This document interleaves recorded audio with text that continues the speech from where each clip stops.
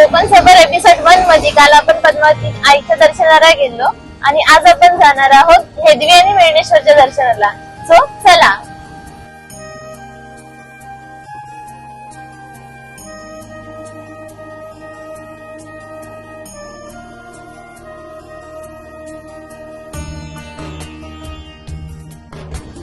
जंगली जानवर येतात, कधी कधी येतात मला लागत नाही. पुढेला जाताना रस्ता लागतो, हा रस्ता माझ्या पंचोळीत जातो. माझे काका मला पंचोळीत कधी नेतो काय माहिती. माझ्या काकाची गाडी, ही आमच्या काकांची गाडी, आमची मॅजिक. हा पाणी आहे, खाली खाली पाणी आहे, ते बघूया, तिथे महत्वाचं आहे. बाकी सर्व राहिलं. वाव, मस्त छोटस आहे, असं गारगावर असेल तिथे. जायचं का नको बोलला दादा. चला, आपण जात आहोत घावण्यांचे तवे आणि नाही घावण्यांची कावीळ आणि भाकरीचा तवा बघायला.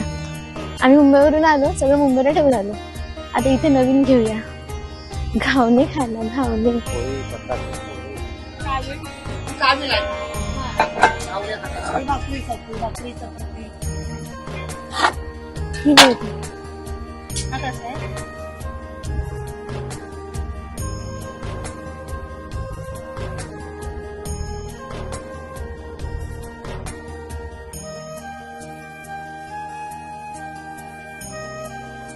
तवा आता घेतला नाही, पण हात तरी काळे झालेत माझे.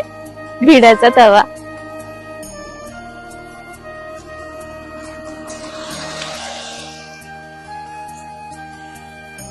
आपण पोहोचलेलो आहोत दशभुजा लक्ष्मी गणेश देवस्थान येथे. जाऊन आपण पटकन दर्शन घेऊया, कारण का खूप सुंदर वातावरण आहे.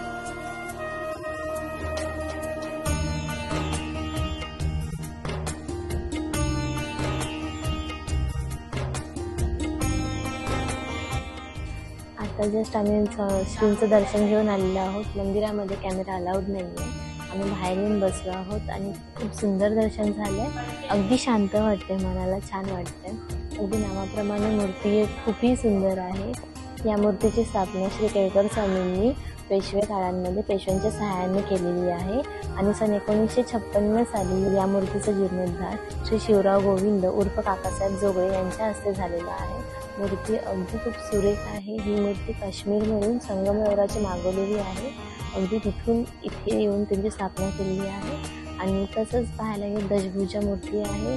त्याच्या सोंडेमध्ये अमृत कलश आहे. मांडीवरती 10 सिद्धींपैकी एक सिद्धिलक्ष्मी आहे आणि नावाप्रमाणे एक दंत आहे. दर्शनाला यायचं कधी वाटलं किंवा याची इच्छा झालीच तर तुम्ही चिपळूणला उतरून चिपळूणवरून डायरेक्ट हेदवीला दर्शनाची बस आहे, ST आहे. नंतर तुम्ही स्वतःची कार किंवा बाईक काही घेऊन येऊ शकता. येऊन पाहिलं तरी एवढं ऊन आहे, इतकं ऊन आहे ना, पण काहीही वातावरण खूप थंड आहे. एकदा नक्कीच येऊन